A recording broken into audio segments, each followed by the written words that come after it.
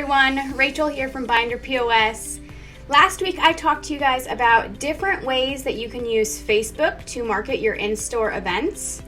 But this week I want to backtrack a little bit and talk to you guys about what events you should be running at your store based on your customer base. Let's go ahead and get started. For most local game stores, their customer base falls under three major categories.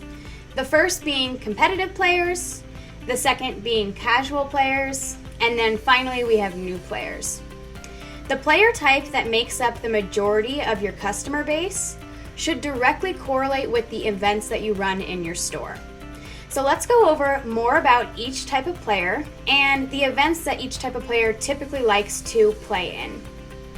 First, let's cover competitive players. Competitive players are those that play the game for more than just an excuse to get together with friends.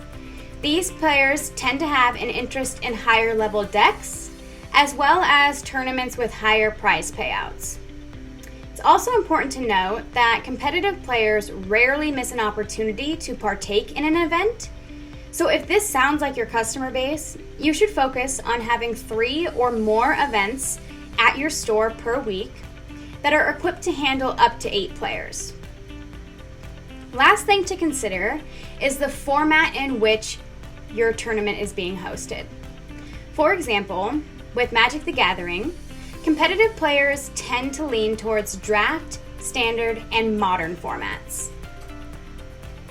Next, we have your casual players.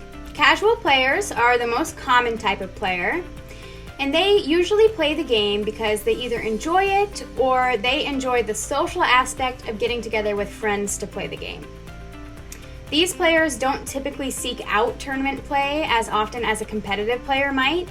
So if this sounds like your customer base, you should focus on hosting 1 to 2 events per week in your store that are equipped to handle at least 6 players.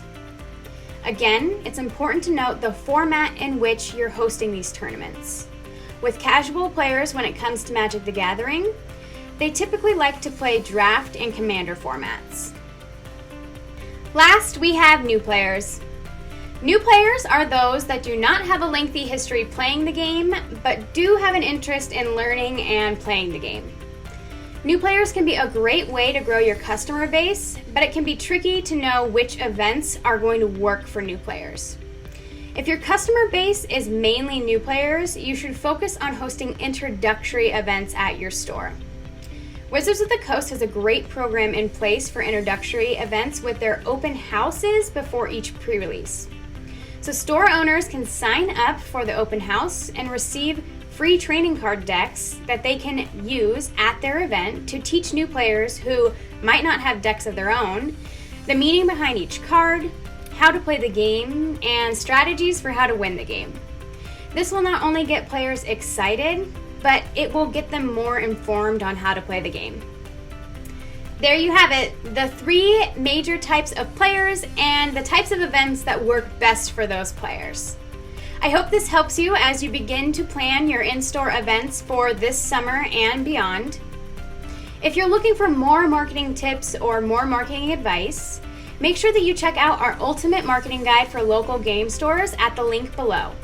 And as always, make sure that you tune into our video next week. Until then.